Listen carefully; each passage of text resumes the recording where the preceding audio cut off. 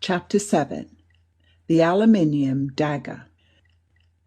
The urgent call, the instant peremptory summons to professional duty, is an experience that appertains to the medical rather than the legal practitioner, and I had supposed when I abandoned the clinical side of my profession in favour of the forensic, that henceforth I should know it no more. That the interrupted meal, the broken leisure, and the jangle of the night bell were things of the past, but in practice it was otherwise. The medical jurist is, so to speak, on the borderland of the two professions, and exposed to the vicissitudes of each calling. And so it happened from time to time that the professional services of my colleague or myself were demanded at a moment's notice, and thus it was in the case that I am about to relate. The sacred rite of the tub had been duly performed, and the freshly dried person of the present narrator was about to be insinuated into the first instalment of clothing, when a hurried step was heard upon the stair, and the voice of our laboratory assistant Polton arose at my colleague's door. "There's a gentleman downstairs, sir, who says he must see you instantly on most urgent business. He seems to be in a rare twitter, sir." Polton was proceeding to descriptive particulars when a second and more hurried step became audible, and a strange voice addressed Thorndyke. "I have come to beg your immediate assistance, sir. A most dreadful thing has happened. A horrible murder has been committed. Can you come with me now?" "I will be with you almost immediately," said Thorndyke. "Is the victim quite dead?" "Quite cold and stiff. The police think—" "Do the police know that you have come for me?" interrupted Thorndyke. "Yes. Nothing is to be done until you arrive." "Very well. I will be ready in a few minutes." "And if you would wait downstairs, sir," Polton added persuasively, "I could help the doctor to get ready." With this crafty appeal, he lured the intruder back to the sitting-room, and shortly after stole softly up the stairs with the small breakfast tray, the contents of which he deposited firmly in our respective rooms, with a few timely words on the folly of undertaking murders on an empty stomach. Thorndyke and I had meanwhile clothed ourselves with the celerity known only to medical practitioners and quick-change artists, and in a few minutes descended the stairs together, calling in at the laboratory for a few appliances that Thorndyke usually took with him on a visit of investigation. As we entered the sitting-room, our visitor, who was feverishly pacing up and down, seized his hat with a grasp of relief. "You are ready to come?" he asked. "My carriage is at the door." And without waiting for an answer, he hurried out and rapidly preceded us down the stairs. The carriage was a roomy brougham which fortunately accommodated the three of us, and as soon as we entered and shut the door, the coachman whipped up his horse and drove off at a smart trot. "I had better give you some account of the circumstances as we go," said our agitated friend. "In the first place, my name is Curtis, Henry Curtis. Here is my card. And here is another card, which I should have given you before. My solicitor, Mr. Marchmont, was with me when I made this dreadful discovery, and he sent me to you. He remained in the rooms to see that nothing is disturbed until you arrive." "That was wise of him," said Thorndyke. "But now tell us exactly what has occurred." "I will," said Mr. Curtis. "The murdered man was my brother-in-law, Alfred Hartridge, and I am sorry to say he was a bad man. It grieves me to speak of him thus de mortuis, you know, but still we must deal with the facts, even though they be painful." "Undoubtedly," agreed Thorndyke. I have had a great deal of very unpleasant correspondence with him. Marchmont will tell you about that. And yesterday I left a note for him, asking for an interview to settle the business, naming 8 o'clock this morning as the hour because I had to leave town before noon. He replied in a very singular letter that he would see me at that hour, and Mr. Marchmont very kindly consented to accompany me. Accordingly, we went to his chambers together this morning, arriving punctually at 8 o'clock. We rang the bell several times and knocked loudly at the door, but as there was no response, we went down and spoke to the hall porter. This man, it seems, had already noticed from the courtyard that the electric lights were full on in Mr. Hartridge's sitting room, as they had been all night, according to the statement of the night porter. So now, suspecting that something was wrong, he came up with us and rang the bell and battered at the door. Then, as there was still no sign of life within, he inserted his duplicate key and tried to open the door. Unsuccessfully, however, as it proved to be bolted on the inside. Thereupon the porter fetched a constable, and after a consultation we decided that we were justified in breaking open the door. The porter produced a crowbar, and by our unified efforts the door was eventually burst open. We entered, and, my God, Dr. Thorndyke, what a terrible sight it was that met our eyes! My brother-in-law was lying dead on the floor of the sitting-room. He had been stabbed to death, and the dagger had not even been withdrawn. It was still sticking out of his back. He mopped his face with his handkerchief and was about to continue his account of the catastrophe when the carriage entered a quiet side street between Westminster and Victoria and drew up before a block of tall, new, red brick buildings. A flurried hall porter ran out to open the door, and we alighted opposite the main entrance. "My brother-in-law's chambers are on the second floor," said Mr. Curtis. "We can go up in the lift." The porter had hurried before us and already stood with his hand upon the rope. We entered the lift, and in a few seconds were discharged onto the second floor, the porter, with furtive curiosity, following us down the corridor.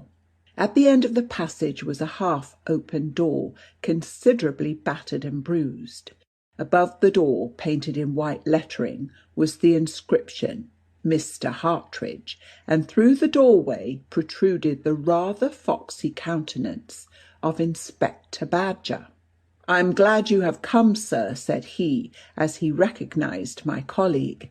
"Mr. Marchmont is sitting inside like a watchdog, and he growls if any of us even walks across the room."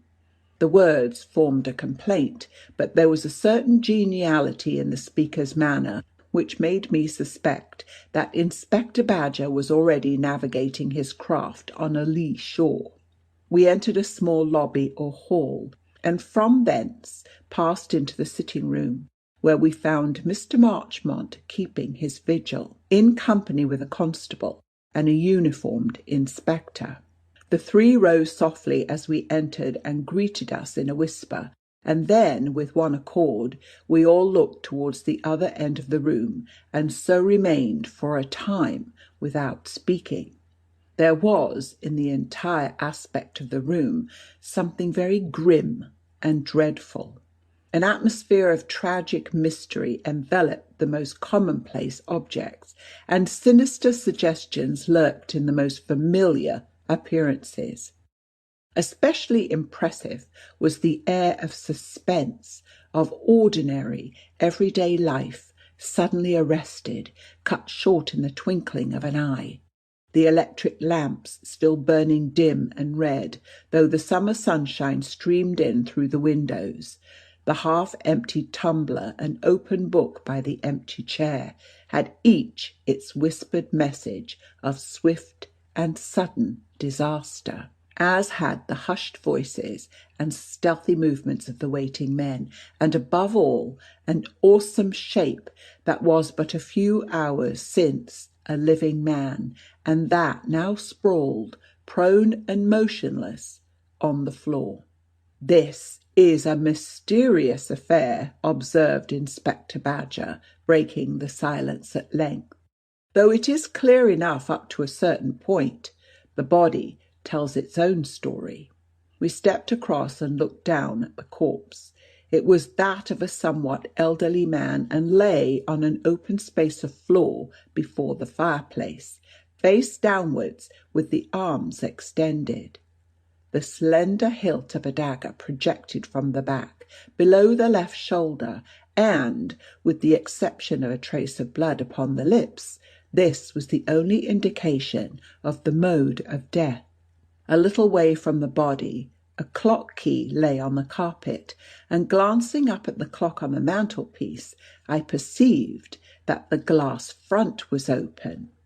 "You see," pursued the inspector, noting my glance, "he was standing in front of the fireplace, winding the clock. Then the murderer stole up behind him. The noise of the turning key must have covered his movements, and stabbed him. And you see from the position of the dagger on the left side of the back that the murderer must have been left-handed. That is all clear enough. What is not clear is how he got in and how he got out again." "The body has not been moved, I suppose," said Thorndyke. "No, we sent for Dr. Egerton, the police surgeon, and he certified that the man was dead. He will be back presently to see you and arrange about the post-mortem." "Then," said Thorndyke, "we will not disturb the body till he comes, except to take the temperature and dust the dagger hilt." He took from his bag a long registering chemical thermometer and an insufflator or powder blower. The former he introduced under the dead man's clothing against the abdomen, and with the latter blew a stream of fine yellow powder onto the black leather handle of the dagger. Inspector Badger stooped eagerly to examine the handle as Thorndyke blew away the powder that had settled evenly on the surface. "No fingerprints," said he in a disappointed tone. "He must have worn gloves, but that inscription gives a pretty broad hint." He pointed as he spoke to the metal guard of the dagger, on which was engraved a clumsy lettering, the single word "Traditore." "That's the Italian for traitor," continued the inspector, "and I got some information from the porter that fits in with that suggestion. We'll have him in presently, and you shall hear." "Meanwhile," said Thorndyke, "as the position of the body may be of importance in the inquiry, I will take 1 or 2 photographs and make a rough plan to scale. Nothing has been moved, you say. Who opened the windows?" "They were open when we came in," said Mr. Marchmont. "Last night was very hot, you remember. Nothing whatever has been moved." Thorndyke produced from his bag a small folding camera, a telescopic tripod, a surveyor's measuring tape, a boxwood scale, and a sketch block.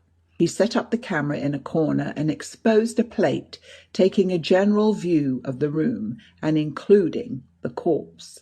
Then he moved to the door and made a second exposure. "Will you stand in front of the clock, Jervis," he said, "and raise your hand as if winding it? Thanks. Keep like that while I expose a plate." I remained thus in the position that the dead man was assumed to have occupied at the moment of the murder, while the plate was exposed, and then, before I moved, Thorndyke marked the position of my feet with a blackboard chalk. He next set up the tripod over the chalk marks and took 2 photographs from that position, and finally photographed the body itself. The photographic operations being concluded, he next proceeded with remarkable skill and rapidity to lay out on the sketch block a ground plan of the room, showing the exact position of the various objects on a scale of 1/4 of an inch to the foot, a process that the inspector was inclined to view with some impatience. "You don't spare trouble, Doctor," he remarked. "Nor time either," he added, with a significant glance at his watch. "No," answered Thorndyke, as he detached the finished sketch from the block. "I try to collect all the facts that may bear on a case. They may prove worthless, or they may turn out of vital importance. One never knows beforehand, so I collect them all. But here, I think, is Dr. Egerton." The police surgeon greeted Thorndyke with respectful cordiality, and we proceeded at once to the examination of the body. Drawing out the thermometer, my colleague noted the reading and passed the instrument to Dr. Egerton. "Dead about 10 hours, remarked the latter, after a glance at it. "This was a very determined and mysterious murder." "Very," said Thorndyke. "Feel that dagger, Jervis." I touched the hilt and felt the characteristic grating of bone. "It is through the edge of a rib," I exclaimed. "Yes, it must have been used with extraordinary force. And you notice that the clothing is screwed up slightly, as if the blade had been rotated as it was driven in. That is a very peculiar feature, especially when taken together with the violence of the blow." "It is singular, certainly," said Dr. Egerton, "though I don't know that it helps us much. Shall we withdraw the dagger before moving the body?" "Certainly," replied Thorndyke, "or the movement may produce fresh injuries. But wait." He took a piece of string from his pocket, and having drawn the dagger out a couple of inches, stretched the string in a line parallel to the flat of the blade. Then, giving me the ends to hold, he drew the weapon out completely. As the blade emerged, the twist in the clothing disappeared. "Observe," said he, "that the string gives the direction of the wound, and that the cut in the clothing no longer coincides with it. There is quite a considerable angle, which is the measure of the rotation of the blade." "Yes, it is odd," said Dr. Egerton, "though, as I said, I doubt that it helps us." "At present," Thorndyke rejoined dryly, "we are noting the facts." "Quite so," agreed the other, reddening slightly, "and perhaps we had better move the body to the bedroom and make a preliminary inspection of the wound." We carried the corpse into the bedroom, and having examined the wound without eliciting anything new, covered the remains with a sheet and returned to the sitting-room.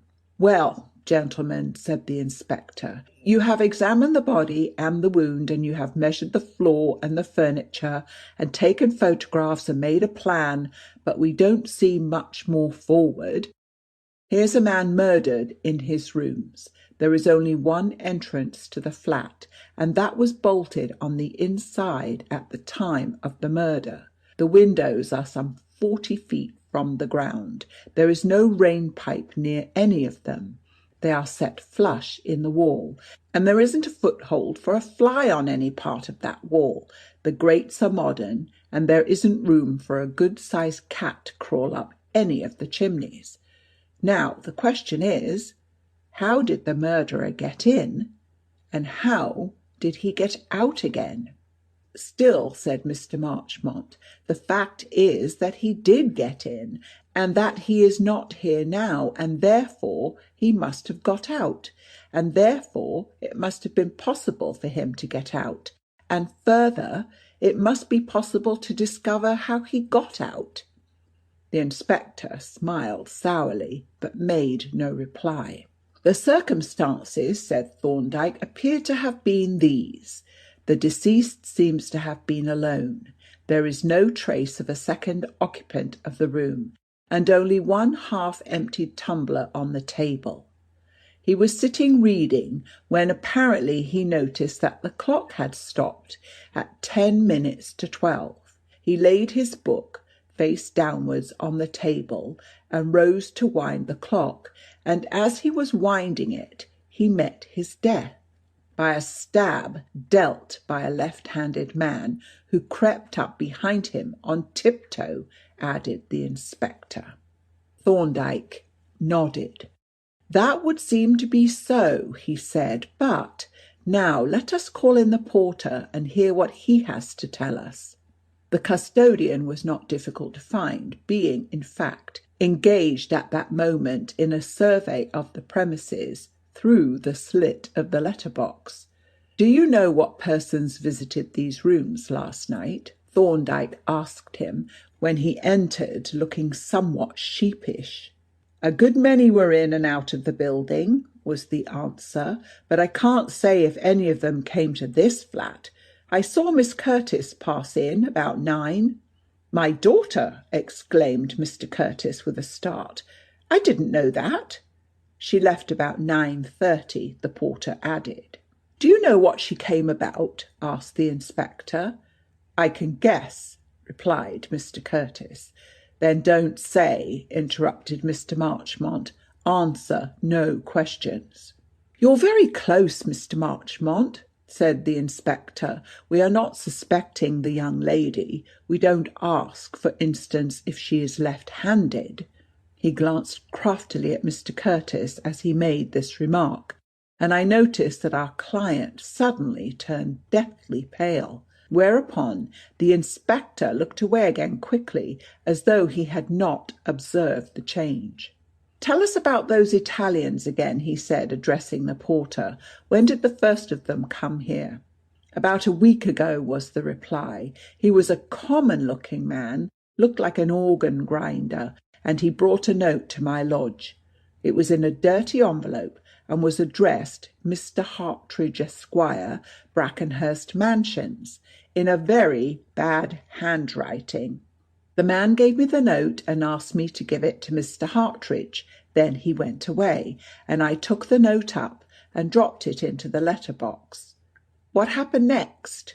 Why, the very next day an old hag of an Italian woman, one of them fortune-telling swines with a cage of birds on a stand, came and set up just by the main doorway. I soon sent her packing, but bless you, she was back again in 10 minutes, birds and all. I sent her off again. I kept on sending her off, and she kept on coming back, until I was regular wore to a thread." "You seem to have picked up a bit since then," remarked the inspector with a grin and a glance at the sufferer's very pronounced bow window. "Perhaps I have," the custodian replied haughtily. "Well, the next day there was an ice-cream man, a regular waster he was, stuck outside as if he was froze to the pavement, kept giving the errand boys tasters, and when I tried to move him on, he told me not to obstruct his business. Business, indeed. Well, there them boys stuck, one after the other, wiping their tongues round the bottoms of them glasses, until I was fit to bust with aggravation, and he kept me going all day. Then the day after that there was a barrel organ with a mangy-looking monkey on it. He was the worst of all. Profane, too, he was. Kept mixing up sacred tunes and comic songs, Rock of Ages, Bill Bailey, Cujas Animal, and Over the Garden Wall, and when I tried to move him on, that little blighter of a monkey made a run at my leg, and then the man grinned and started playing. Wait till the clouds roll by. I tell you, it was fair sickening."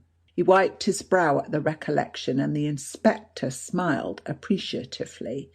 "And that was the last of them?" said the latter, and as the porter nodded sulkily, he asked, "Should you recognize the note that the Italian gave you?" "I should," answered the porter with frosty dignity. The inspector bustled out of the room and returned a minute later with a letter case in his hand. "This was in his breast pocket," said he, laying the bulging case on the table and drawing up a chair. "Now here are 3 letters tied together. This will be the one." He untied the tape and held out a dirty envelope, addressed in a sprawling, illiterate hand to Mr. Hartridge, Esquire. "Is that the note the Italian gave you?" The porter examined it critically. "Yes," said he, "that is the one." The inspector drew the letter out of the envelope, and, as he opened it, his eyebrows went up. "What do you make of that, doctor?" he said, handing the sheet to Thorndyke. Thorndyke regarded it for a while in silence with deep attention. Then he carried it to the window and, taking his lens from his pocket, examined the paper closely, first with the low power and then with the highly magnifying Coddington attachment. "I should have thought you could see that with the naked eye," said the inspector with a sly grin at me. "It's a pretty bold design." "Yes," replied Thorndyke, "a very interesting production. What do you say, Mr. Marchmont?" The solicitor took the note, and I looked over his shoulder. It was certainly a curious production, written in red ink on the commonest notepaper, and in the same sprawling hand as the address was the following message: "You are given 6 days to do what is just. By the sign above, know what to expect if you fail." The sign referred to was a skull and crossbones, very neatly but rather unskilfully drawn at the top of the paper. "This," said Mr. Marchmont, handing the document to Mr. Curtis, "explains the singular letter that he wrote yesterday. You have it with you, I think?" "Yes," replied Mr. Curtis. "Here it is." He produced a letter from his pocket and read aloud: "Yes, come if you like, though it is an ungodly hour. Your threatening letters have caused me great amusement. They are worthy of Sadler's Wells in its prime. Alfred Hartridge." "Was Mr. Hartridge ever in Italy?" asked Inspector Badger. "Oh, yes," replied Mr. Curtis. "He stayed at Capri nearly the whole of last year." "Why, then, that gives us our clue. Look here. Here are these 2 other letters. E.C. postmark. Saffron Hill is E.C. And just look at that."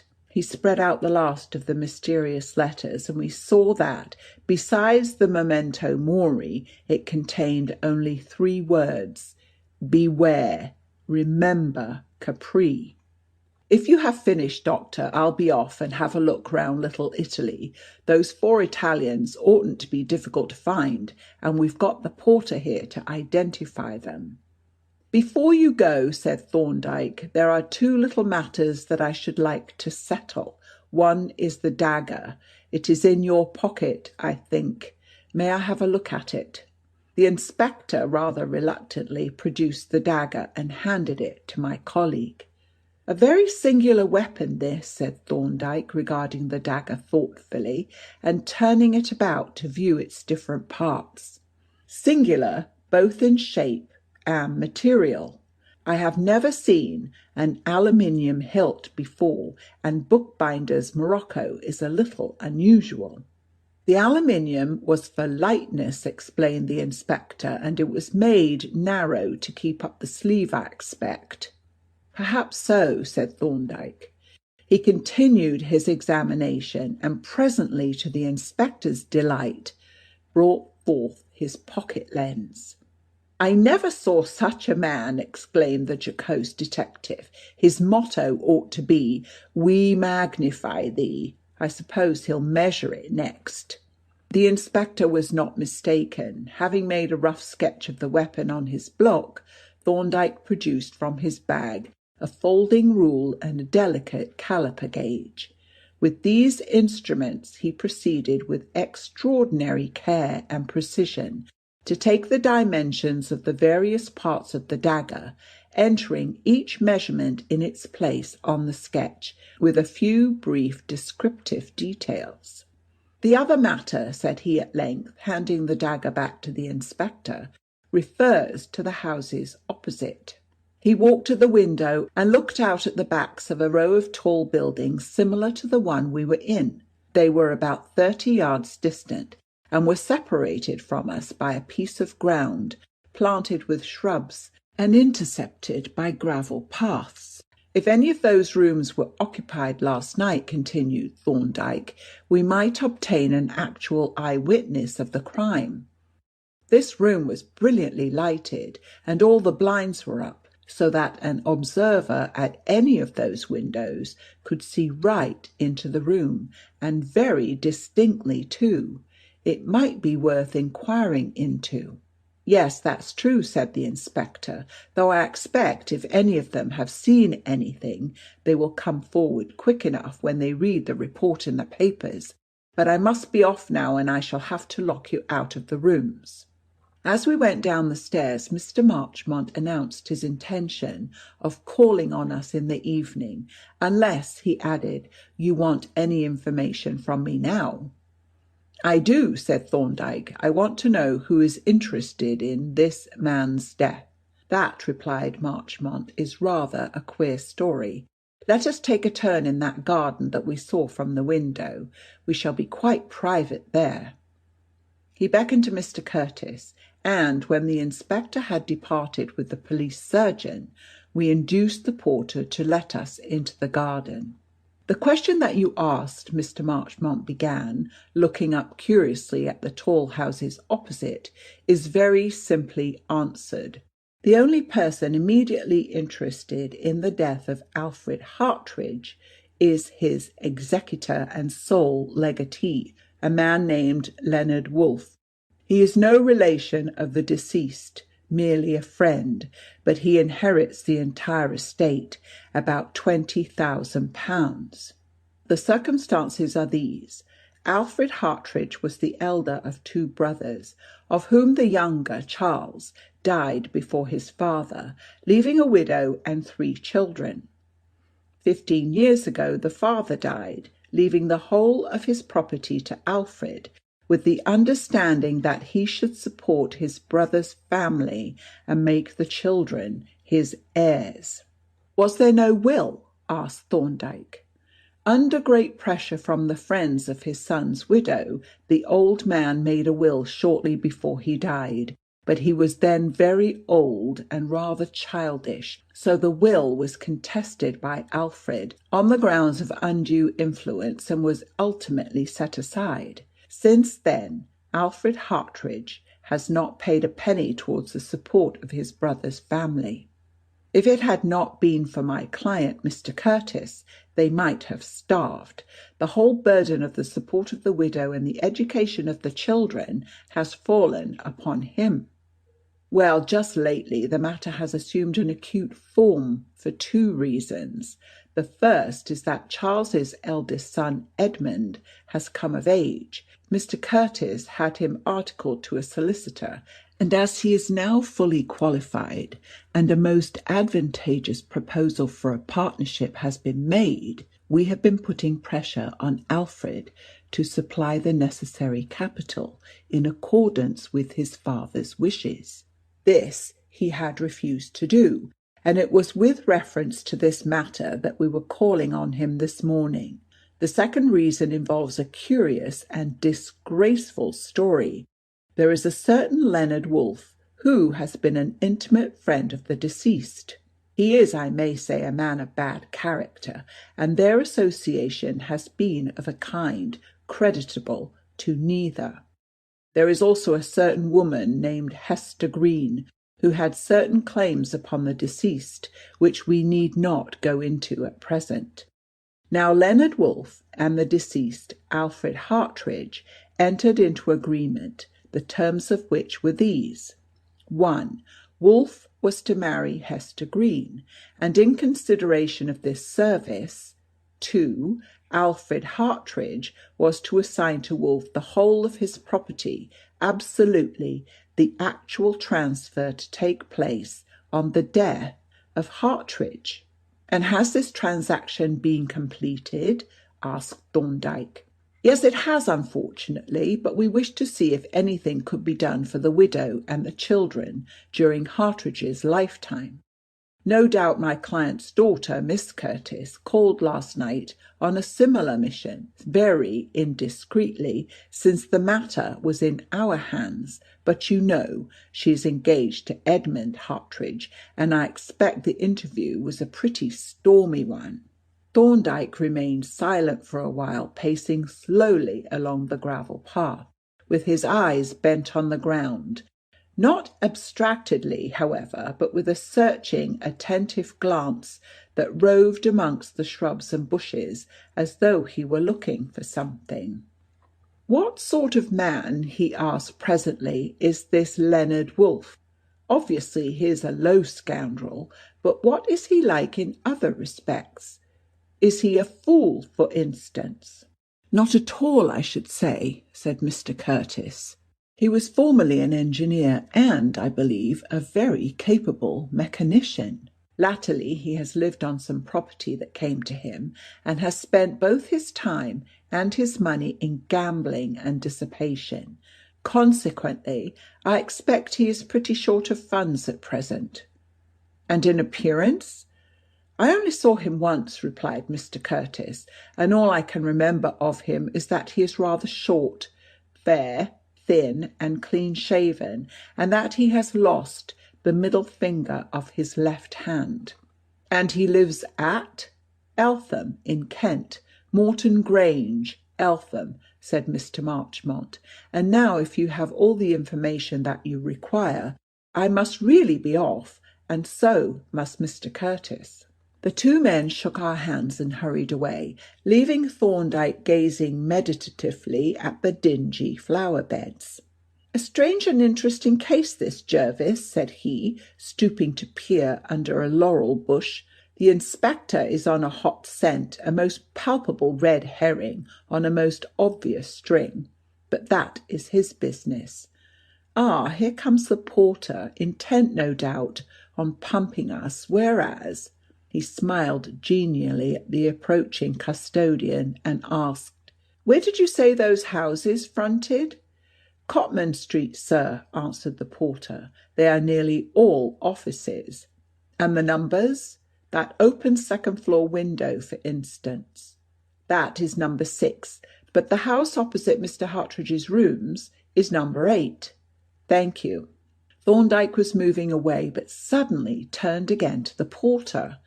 "By the way," said he, "I dropped something out of the window just now, a small flat piece of metal like this." He made on the back of his visiting card a neat sketch of a circular disc with a hexagonal hole through it, and handed the card to the porter. "I can't say where it fell," he continued. "These flat things scale about so, but you might ask the gardener to look for it. I will give him a sovereign if he brings it to my chambers, for although it is of no value to anyone else, it is of considerable value to me." The porter touched his hand briskly, and as we turned out at the gate, I looked back and saw him already wading among the shrubs. The object of the porter's quest gave me considerable mental occupation. I had not seen Thorndyke drop anything, and it was not his way to finger carelessly any object of value. I was about to question him on the subject, when, turning sharply round into Cotman Street, he drew up at the doorway of number 6 and began attentively to read the names of the occupants. "Third floor," he read out, "Mr. Thomas Barlow, commission agent. I think we will look in on Mr. Barlow." He stepped quickly up the stone stairs, and I followed, until we arrived, somewhat out of breath, on the 3rd floor. Outside the commission agent's door he paused for a moment, and we both listened curiously to an irregular sound of shuffling feet from within. Then he softly opened the door and looked into the room. After remaining thus for nearly a minute, he looked round at me with a broad smile, and noiselessly set the door wide open.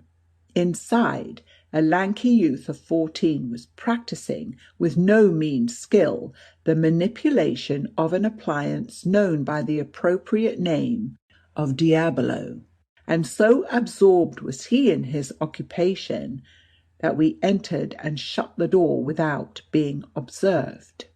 At length the shuttle missed the string and flew into a large waste-paper basket. The boy turned and confronted us, and was instantly covered with confusion. "Allow me," said Thorndyke, rooting rather unnecessarily in the waste-paper basket, and handing the toy to its owner. "I need not ask if Mr. Barlow is in," he added, "nor if he is likely to return shortly." "He won't be back today," said the boy, perspiring with embarrassment. "He left before I came. I was rather late." "I see," said Thorndyke. "The early bird catches the worm, but the late bird catches the diabolo. How did you know he would not be back?" "He left a note. Here it is." He exhibited the document, which was neatly written in red ink. Thorndyke examined it attentively and then asked, "Did you break the inkstand yesterday?" The boys stared at him in amazement. "Yes, I did," he answered. "How did you know?" "I didn't, or I should not have asked. But I see that he has used his stylo to write this note." The boy regarded Thorndyke distrustfully as he continued, "I really called to see if your Mr. Barlow was a gentleman whom I used to know, but I expect you can tell me. My friend was tall and thin, dark and clean-shaved." "This ain't him, then," said the boy. "He's thin, but he ain't tall or dark. He's got a sandy beard and he wears spectacles and a wig. I know a wig when I see one," he added cunningly, "'cause my father wears one. He puts it on a peg to comb it, and he swears at me when I laugh." "My friend had injured his left hand," pursued Thorndyke. "I don't know about that," said the youth. "Mr. Barlow nearly always wears gloves. He always wears one on his left hand, anyhow." "Ah, well, I'll just write him a note on the chance, if you will give me a piece of notepaper. Have you any ink?" "There's some in the bottle. I'll dip the pen in for you." He produced from the cupboard an opened packet of cheap notepaper and a packet of similar envelopes, and having dipped the pen to the bottom of the ink bottle, handed it to Thorndyke, who sat down and hastily scribbled a short note. He had folded the paper and was about to address the envelope when he appeared suddenly to alter his mind. "I don't think I will leave it after all," he said, slipping the folded paper into his pocket. "No, tell him I called, Mr. Horace Budge, and say I will look in again in a day or two." The youth watched our exit with an air of perplexity, and he even came out onto the landing, the better to observe us over the balusters, until, unexpectedly catching Thorndyke's eye, he withdrew his head with remarkable suddenness and retired in disorder.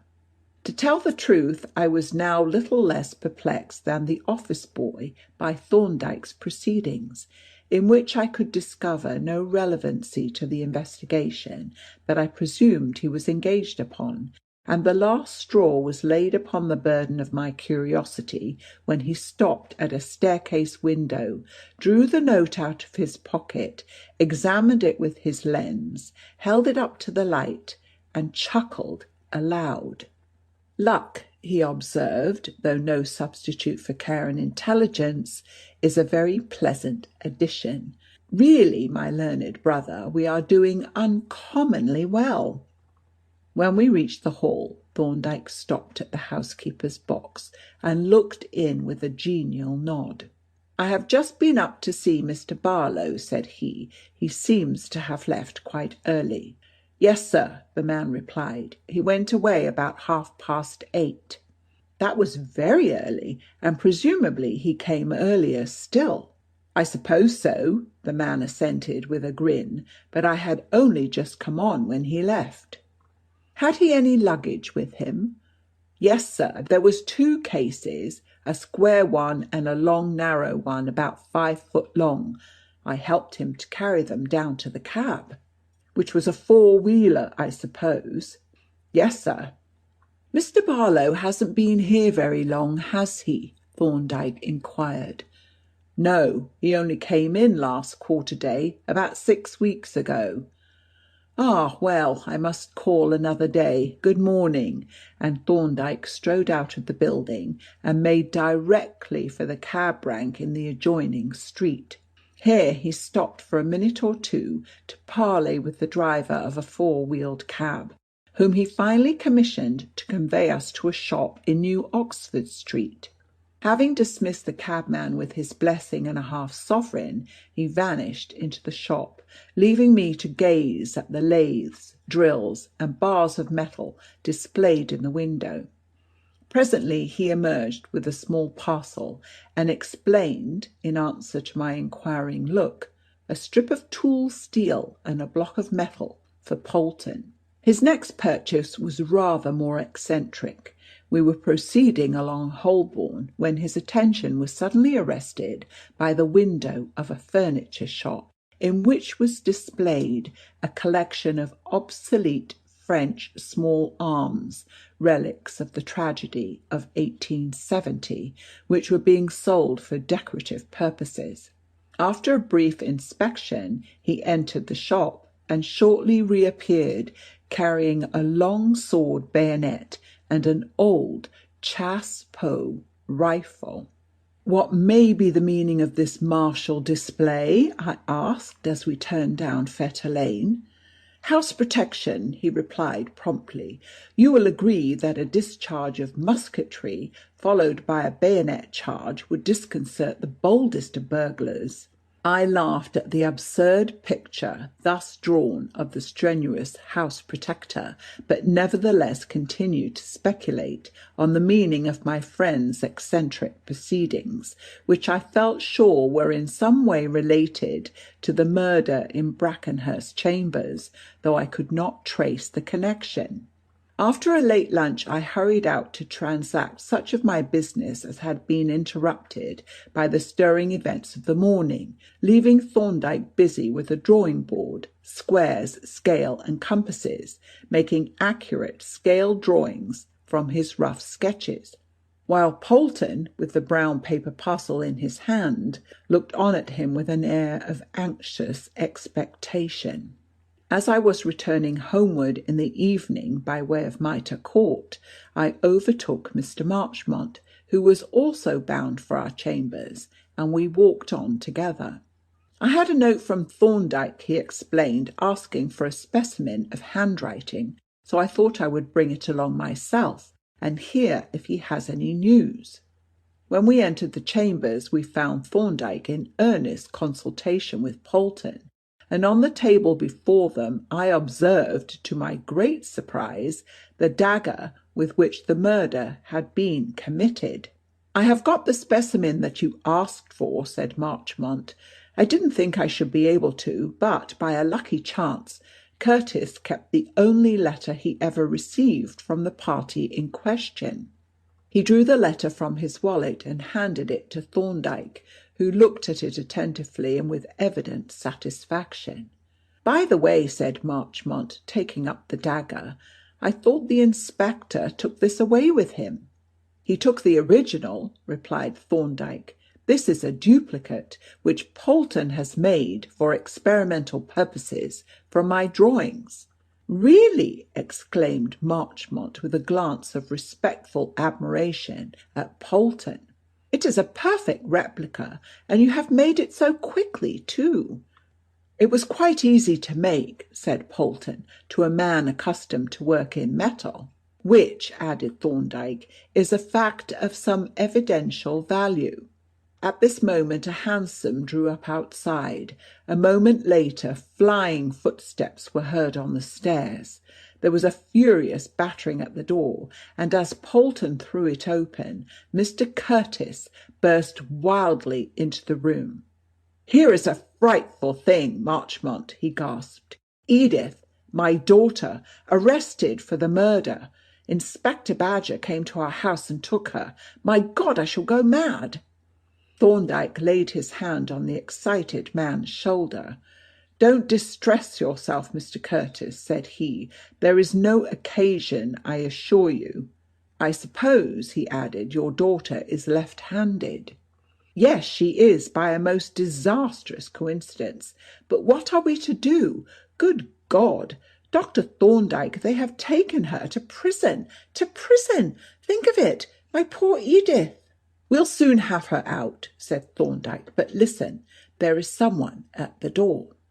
A brisk rat-tat confirmed his statement, and when I rose to open the door, I found myself confronted by Inspector Badger.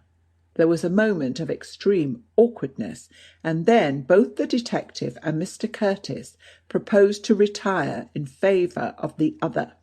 "Don't go, Inspector," said Thorndyke. "I want to have a word with you. Perhaps Mr. Curtis would look in again, say in an hour. Will you?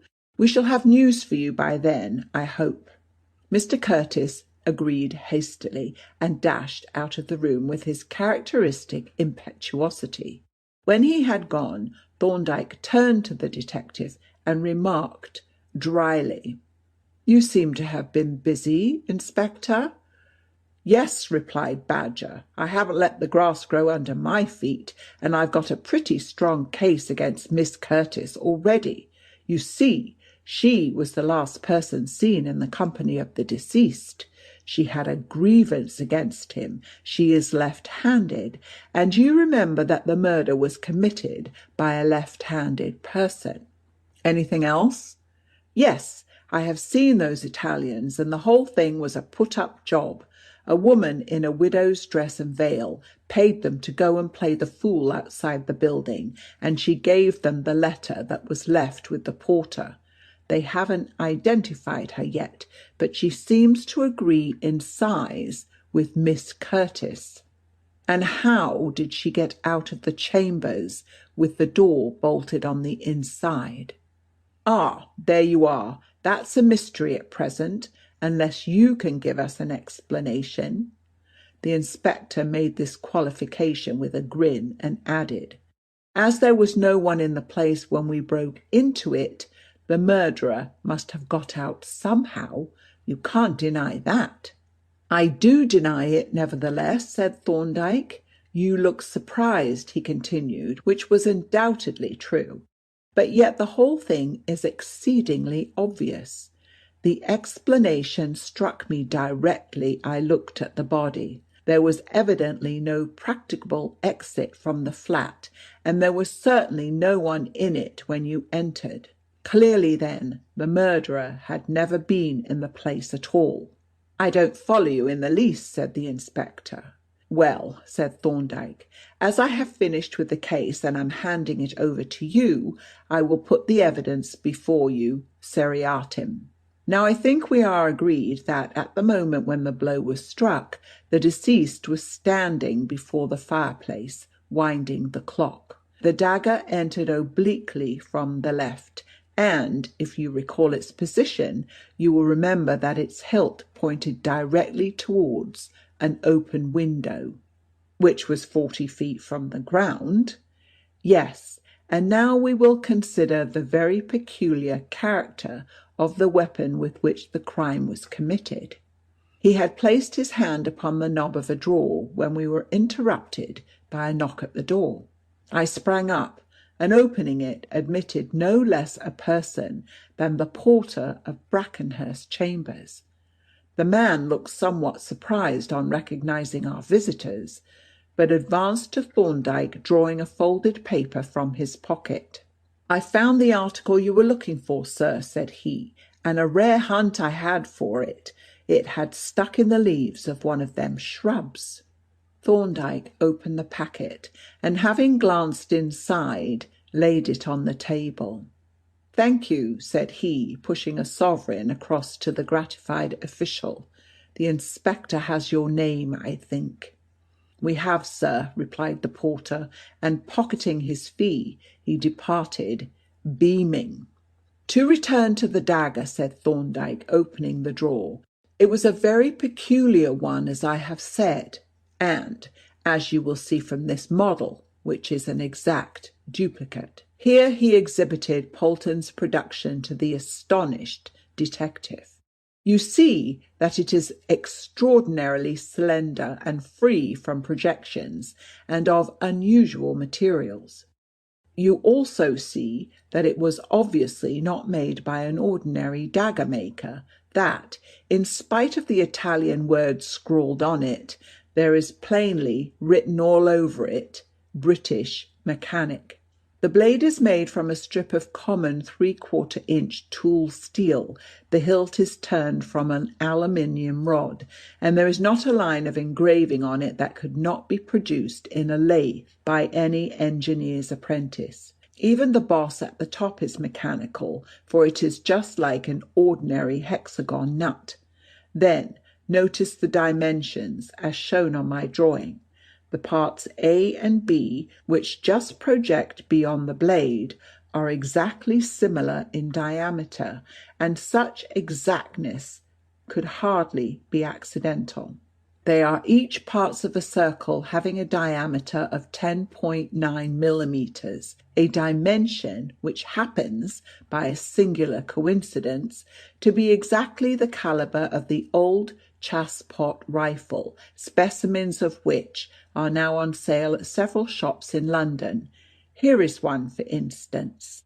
He fetched the rifle that he had bought from the corner in which it was standing, and lifting the dagger by its point, slipped the hilt into the muzzle. When he let go, the dagger slid quietly down the barrel until its hilt appeared in the open breech. "Good God!" exclaimed Marchmont. "You don't suggest that the dagger was shot from a gun?" "I do indeed, and you now see the reason for the aluminium hilt, to diminish the weight of the already heavy projectile, and also for this hexagonal boss on the end." "No, I do not," said the inspector, "but I say that you are suggesting an impossibility." "Then," replied Thorndyke, "I must explain and demonstrate. To begin with, this projectile had to travel point foremost. Therefore, it had to be made to spin, and it certainly was spinning when it entered the body, as the clothing and the wound showed us.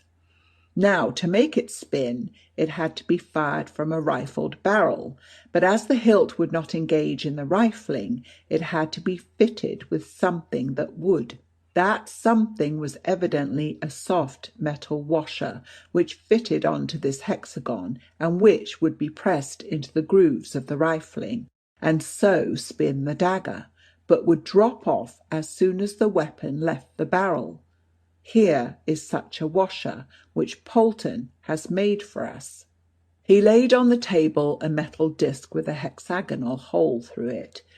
"This is all very ingenious," said the inspector, "but I say it is impossible and fantastic." "It certainly sounds rather improbable," Marchmont agreed. "We will see," said Thorndyke. "Here is a makeshift cartridge of Polton's manufacture, containing an 1/8 charge of smokeless powder for a 20-bore gun." He fitted the washer onto the boss of the dagger in the open breech of the rifle, pushed it into the barrel, inserted the cartridge, and closed the breech. Then, opening the office door, he displayed a target of padded strawboard against the wall. "The length of the 2 rooms," said he, "gives us a distance of 32 feet. Will you shut the windows, Jervis?" I complied, and he then pointed the rifle at the target. There was a dull report, much less loud than I had expected, and when we looked at the target, we saw the dagger driven in up to its hilt at the margin of the bullseye. "You see," said Thorndyke, laying down the rifle, "that the thing is practicable. Now for the evidence as to the actual occurrence. First, on the original dagger there are linear scratches, which exactly correspond with the grooves of the rifling. Then there is a fact that the dagger was certainly spinning from left to right, in the direction of the rifling, that is, when it entered the body. And then there is this, which, as you heard, the porter found in the garden." He opened the paper packet. In it lay a metal disc, perforated by a hexagonal hole. Stepping into the office, he picked up from the floor the washer that he had put on the dagger and laid it on the paper beside the other. The 2 discs were identical in size, and the margin of each was indented with identical markings, corresponding to the rifling of the barrel. The inspector gazed at the 2 discs in silence for a while. Then looking up at Thorndyke, he said, "I give in, Doctor. You're right beyond all doubt, but how you came to think of it beats me into fits. The only question now is, who fired the gun, and why wasn't the report heard?" "As to the latter," said Thorndyke, "it is probable that he used a compressed air attachment, not only to diminish the noise, but also to prevent any traces of the explosive from being left on the dagger. As to the former, I think I can give you the murderer's name, but we had better take the evidence in order. You may remember," he continued, "that when Dr. Jervis stood as if winding the clock, I chalked a mark on the floor where he stood. Now, standing on that marked spot and looking out of the open window, I could see two of the windows of a house nearly opposite. They were the second and third floor windows of number 6, Cotman Street. The second floor is occupied by a firm of architects, the third floor by a commission agent named Thomas Barlow. I called on Mr. Barlow, but before describing my visit, I will refer to another matter. You haven't those threatening letters about you, I suppose?" "Yes, I have," said the inspector, and he drew forth a wallet from his breast pocket. "Let us take the first one, then," said Thorndyke. "You see that the paper and the envelope are of the very commonest and the writing illiterate, but the ink does not agree with this. Illiterate people usually buy their ink in penny bottles. Now, this envelope is addressed with Draper's dichroic ink, a superior office ink sold only in large bottles, and the red ink in which the note is written is an unfixed scarlet ink, such as is used by draftsmen, and has been used, as you can see, in a stylographic pen. But the most interesting thing about this letter is the design drawn at the top. In an artistic sense, the man could not draw, and the anatomical details of the skull are ridiculous. Yet the drawing is very neat. It has the clean, wiry line of a machine drawing, and is done with a steady, practised hand. It is also perfectly symmetrical. The skull, for instance, is exactly in the centre, and when we examine it through a lens, we see why it is so, for we discover traces of a penciled centre line and ruled cross lines. Moreover, the lens reveals a tiny particle of draftsman's soft red rubber with which the pencil lines were taken out, and all these facts taken together suggest that the drawing was made by someone accustomed to making accurate mechanical drawings. And now we will return to Mr. Barlow. He was out when I called, but I took the liberty of glancing round the office, and this is what I saw. On the mantel-shelf was a 12-inch flat boxwood rule, such as engineers use, a piece of soft red rubber, and a stone bottle of Draper's dichroic ink. I obtained by a simple ruse a specimen of the office notepaper and the ink. We will examine it presently. I found that Mr. Barlow is a new tenant, that he is rather short, wears a wig and spectacles, and always wears a glove on his left hand. He left the office at 8:30 this morning, and no one saw him arrive. He had with him a square case and a narrow oblong one about 5 feet in length, and he took a cab to Victoria and apparently caught the 8:51 train to Chatham." "Ah!" exclaimed the inspector. "But," continued Thorndyke, "now examine those 3 letters and compare them with this note that I wrote in Mr. Barlow's office. You see that the paper is of the same make, with the same watermark, but that is of no great significance. What is of crucial importance is this. You see in each of these letters 2 tiny indentations near the bottom corner. Somebody has used compasses or drawing pins over the packet of notepaper, and the points have made little indentations which have marked several of the sheets.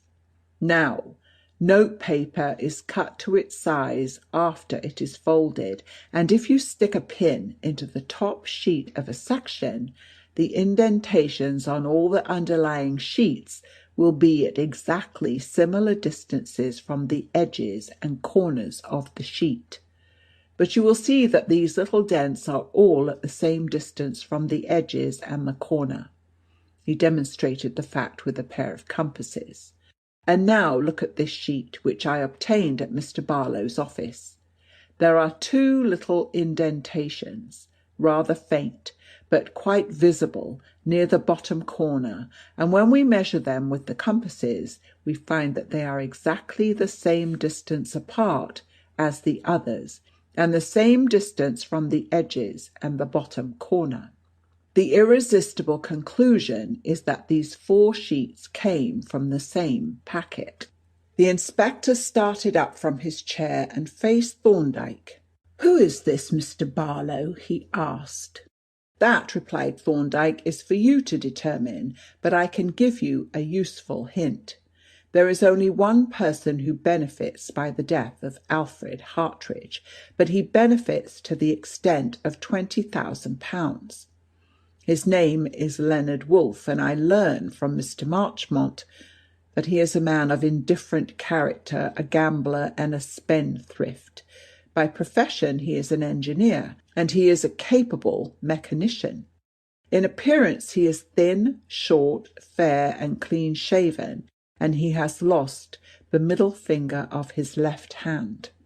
Mr. Barlow is also short, thin, and fair, but wears a wig, a beard, and spectacles, and always wears a glove on his left hand.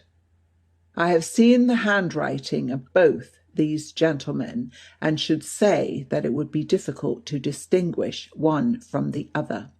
"That's good enough for me," said the inspector. "Give me his address, and I'll have Miss Curtis released at once." The same night Leonard Woolf was arrested at Eltham, in the very act of burying in his garden a large and powerful compressed air rifle. He was never brought to trial, however, for he had in his pocket a more portable weapon, a large-bore Derringer pistol, with which he managed to terminate an exceedingly ill-spent life. "And after all," was Thorndyke's comment when he heard of the event, "he had his uses. He has relieved society of 2 very bad men, and he has given us a most instructive case. He has shown us how a clever and ingenious criminal may take endless pains to mislead and delude the police, and yet, by inattention to trivial details, may scatter clues broadcast. We can only say to the criminal class generally, in both respects, go thou and do likewise." End of chapter 7.